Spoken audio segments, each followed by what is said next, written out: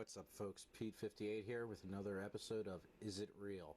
Now, this episode is, it's not a creepypasta. It's about an actual accident that happened back in 2008.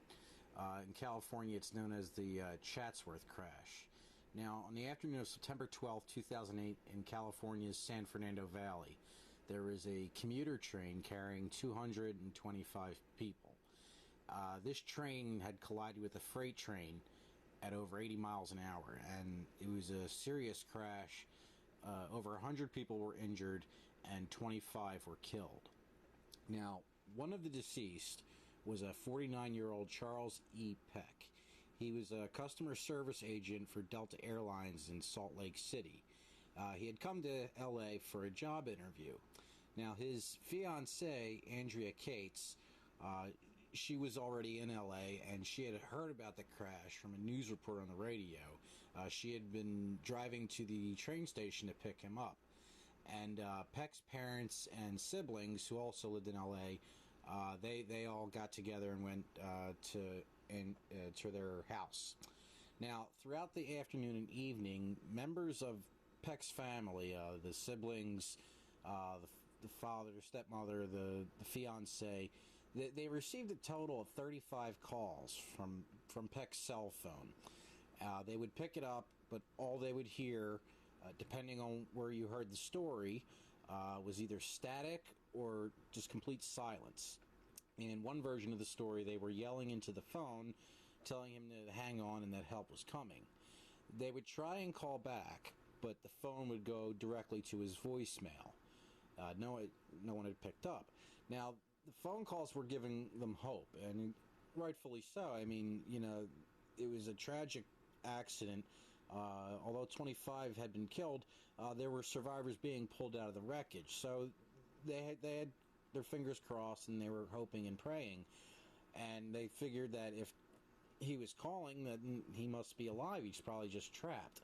So they'd already searched that section. He was sitting at the front, and that was the first section of the train that had been searched, and they didn't find him.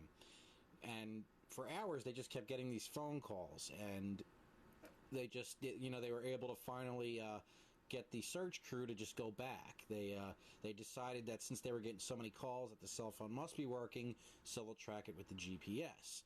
And they went back to the area they had already searched. And following the signal, they were able to find Peck's body. And it was an hour before they found him when the phone calls had finally stopped. Now, one source says that Charles Peck had died on impact, and that the cell phone had never been found.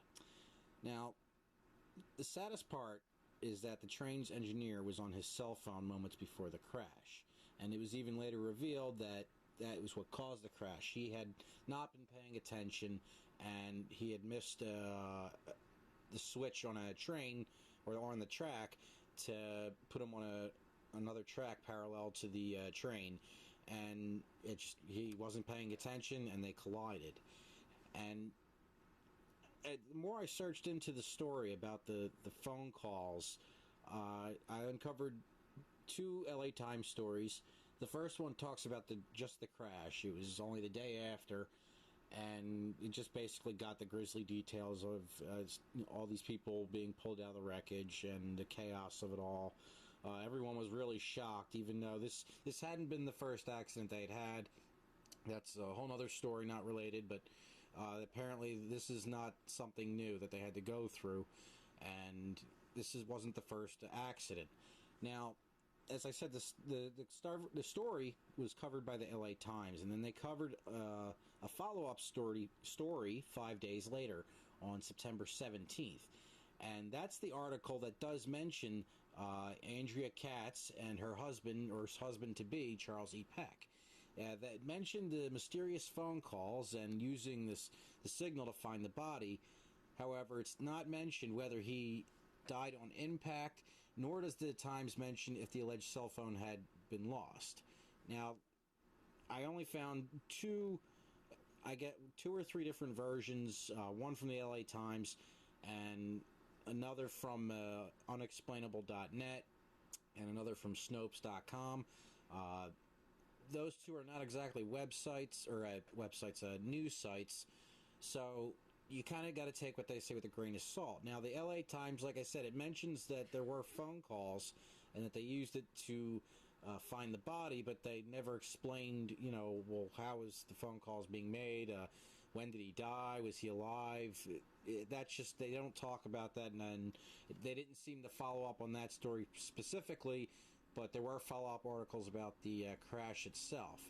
Now, I think it's possible the cell phone had been found and that possibly Peck didn't die on impact and maybe was able to send out calls if he had a signal while under all the wreckage, of course. It's dirt and metal and God knows what else, so maybe, but maybe not. Now, if he did die on impact, as the one source claims, it's very possible that he could have pocket dialed contacts, or possibly he had lost a phone and maybe wreckage had fallen on it in such a way that it was just malfunctioning the touch screen if he had a smartphone. I mean, there's no mention of what kind of phone it is, or how it worked, or if it was a flip phone or anything like that. So it's plausible that he could have maybe pocket dialed it after the accident, or got touched somehow by wreckage, and maybe it hit contacts titled family. It's more plausible to me than a ghost, which is the story that seems to be going around, is that he had died on impact and that he had managed to call all these people over 35 times. Now, another plausible explanation is that maybe the cell phone had malfunctioned from the crash. That seems the most plausible story to me, is that somehow it had malfunctioned. Now, I know these things are built great, but I mean, it was an accident, there's a crash. God only knows what happened to the cell phone if it had never been recovered. Now, I can't say whether or not if it's real or not. I mean, because there's so many reasons for these phone calls to have happened. He may not have died on impact. I'm not sure, how official that is, that they said he died on impact. I don't plan on bothering their family to find out, but I think if he had actually really died on impact and his cell phone had never been found, I think the LA Times may have picked up on that. I just don't see that being ignored completely. I mean, it was only 5 days later when they did their story, but there was nothing about him mentioned again. So, as for these answers, for these questions, I can't answer them. It's a mystery. I mean, the things I gave seem more likely to me. I don't really believe in ghosts, so I don't think, his ghost, was able to, make phone calls.